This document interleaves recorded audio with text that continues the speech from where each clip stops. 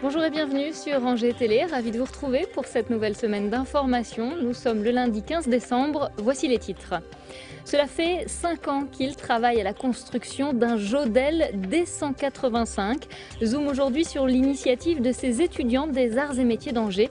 Il termine actuellement la construction d'un avion biplace dans les ateliers de l'aéroport de Marseille. Dans notre best-of du week-end, nous évoquerons notamment le projet de Geneviève Le Forestier. Elle a dessiné 44 portraits de personnes nées en 1944. Explication de sa démarche artistique en fin de JT. Et puis nous reviendrons sur la mobilisation des motards de la FFMC 49 samedi soir au sein de l'agglomération angevine. Quelles étaient les raisons de leur sortie? Nous en parlerons avec notre invité du jour, Stéphane Gallard, coordinateur départemental de la Fédération des motards en colère. Je vous en parlais dans les titres. Tout a commencé en 2009. 3 amis passionnés d'aviation et élèves aux arts et métiers d'Angers ont décidé de se lancer dans la construction d'un avion. L'ULM de 7,50 m de long et de 6,50 m de large est en phase de finition. Il s'agit d'un Jodel D185 fait de bois. Regardez. C'est la dernière ligne droite. Dans moins d'1 an, ce qui ressemble encore à une structure en bois devrait prendre son envol dans le ciel angevin. Ces élèves de l'école des arts et métiers d'Angers l'ont promis.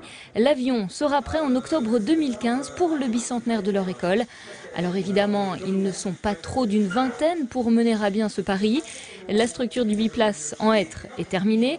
L'heure est maintenant au ponçage, à l'entoilage et au repassage. Ce que vous voyez en arrière-plan ici, on est en train d'entoiler certaines parties de l'avion. C'est donc, la structure est en bois et on rajoute une toile dessus qui, lorsqu'on l'enduit d'un certain produit qu'on chauffe ensuite, va se tendre très fort et ce qui va donner à l'avion non seulement son apparence finale, mais aussi toute sa solidité et sa rigidité qui lui permettra de voler. Moi j'aime beaucoup l'aviation, donc c'est aussi un moyen de mettre en œuvre ce qu'on voit en cours, donc de voir vraiment de faire nous-mêmes. Parce qu'en cours c'est bien, on est cadré, là on fait vraiment nous-mêmes, on n'a personne qui nous dit quoi faire. Si on fait des fautes, c'est notre faute. Quand on a fini quelque chose, on est super content parce qu'on a fait quelque chose qui est magnifique, quoi. On espère pouvoir finir l'avion rapidement. Si la structure de l'avion est donc pratiquement finie, il manque un élément de taille, le moteur. Pour arriver à financer son achat, évalué à 6 000 €, les élèves comptent désormais sur la générosité des Angevins et des passionnés d'aviation. Ce qui se passe, c'est que tout le monde peut donner, de 10 à 1 000 € si vous avez envie. Vous pouvez faire tous les dons que vous voulez. Vous avez des contreparties en fonction de chaque don que vous voulez donner. Et on a une trentaine de jours encore pour récolter les 6 000 € qui nous manquent. 1 000 € ont déjà été collectés. Pour faire un don, direction le site web ulule.com. Le projet s'appelle Icar Aviation. Eux aussi ont de l'imagination à revendre. 10 équipes composées d'élèves de l'ISTIA, l'école d'ingénieurs de l'Université d'Angers, participent jusqu'à ce lundi soir à un challenge de robotique. Chaque équipe a eu 3 jours pour construire 2 robots Lego. Et ce lundi, c'était la journée de clôture du challenge avec l'affrontement des 20 robots.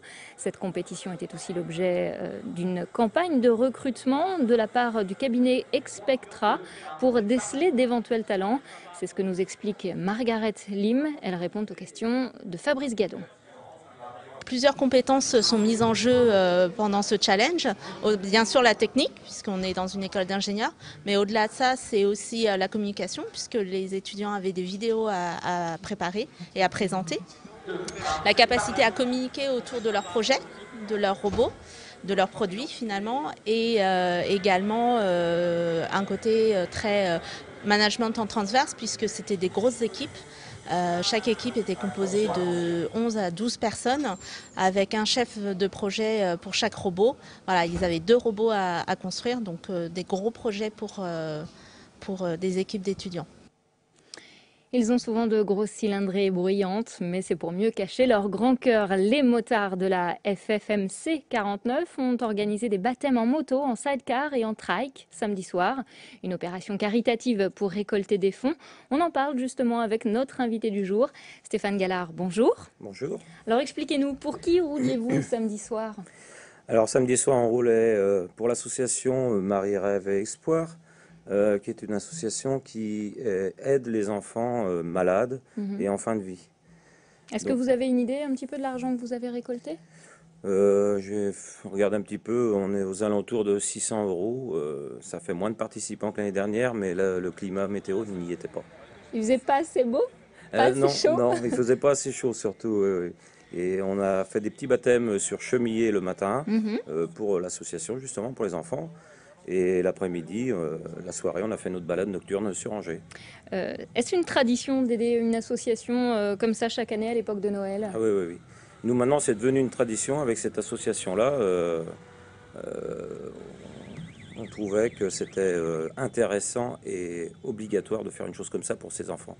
Quand vous voyez le sourire quand on les met sur les motos, nous, on a que ça, quoi. La banane, on a ça dans l'esprit maintenant qu'il nous reste, quoi. C'est vraiment... toujours la même association? Ah C'est oui. chaque année pour Oui. cette même association, pour Marie Marie Rêve Rêve et Espoir? Oui, oui. Oui, et on continuera tout pendant que ça marche comme ça avec eux, il n'y a pas de souci.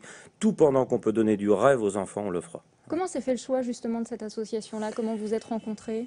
Et alors c'est tout à fait par hasard, on avait fait les Restos du Cœur la première année et ça marchait pas, on n'a pas continué. Donc à une réunion plénière un samedi au Chiquito, un autre QG, il y a un adhérent de la FFMC 49 qui nous a dit ah ben moi je connais une association qui est très bien. Et on a été chez eux, on a organisé ça comme ça. Et donc combien de participants? Vous avez une petite idée sur cette initiative de samedi? De samedi, à peine 130 pour un peu plus de 150 casques. Mhm. Oui. C'est une bonne moyenne? C'est une bonne moyenne, je suis un petit peu déçu parce que l'année dernière on était à peu près 300. Ouais. Mais la météo, enfin le climat a fait que, quoi, en fin de compte. Très très vite, hein, plus généralement, votre association, on a l'habitude de la croiser, puisque vous restez régulièrement mobilisés pour sensibiliser les automobilistes à un meilleur partage de la route. Ça, vous continuez aussi ce combat-là? Ah oui, on sera fatigué de dire tout le temps la route à tous, on partagera la route avec tous. Qu'est-ce qui pose problème aux motards généralement? Les infrastructures dangereuses pour le deux roues motorisé, c'est un gros point noir pour nous, hein. Les guillotines, comme je les appelle les guillotines, hein, les fameuses glissières de sécurité, on se battra tout le temps pour essayer de doubler ces fameuses guillotines. Cette année, on déplore 4 décès dans le Maine-et-Loire pour le moment, en espérant que ça soit fini. Bon, très bien. Merci pour ces explications, Stéphane. Merci. Merci à vous aussi. Un mot de sport à présent pour vous dire que nous rediffuserons le derby de basket qui a opposé l'UFAB aux joueuses de Nantes-Rezé samedi dernier. Un déplacement qui n'a malheureusement pas souri aux Angevines, battues à l'extérieur 78-71. Ce match sera donc à revivre dans son intégralité sur notre antenne, notamment ce mardi à 10h, 16h et 23h.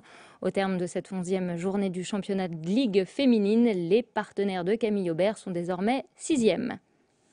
On referme ce journal en jetant un coup d'œil en arrière. Comme chaque lundi, nous vous proposons de revivre 3 des grands moments qui ont marqué le week-end. Direction Trélazé pour l'exposition Génération 1944. Le Zéo pour ses portes ouvertes, mais également le marché de Noël d'Angers pour y découvrir les ateliers solidaires. Thierry Lardeux.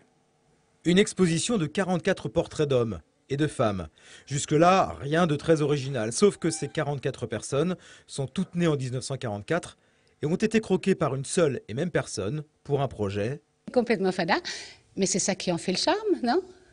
Réunir 44 personnes qui m'ont fait confiance, ils ne me connaissaient pas, m'ont vu avec ma petite pancarte, mon projet fada, ont accepté de se laisser croquer, sans savoir à quelle sauce j'allais les croquer, ont accepté d'avoir leur visage exposé dans un endroit public.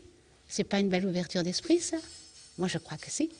44 inconnus qui se sont retrouvés vendredi soir lors du vernissage et qui sont désormais liés non pas par la toile, mais par les dessins. Facebook, je connais pas, ça m'intéresse pas. Donc, moi, je pense que rien ne vaut le vrai. Et hier soir, il y a eu vraiment de réelles rencontres qui n'ont rien de virtuel, mais est-ce un péché de ne pas être virtuel? Geneviève Le Forestier a désormais donné rendez-vous à ses 43 nouveaux amis dans 10 ans. C'est Nao, le petit robot de l'Ezéo,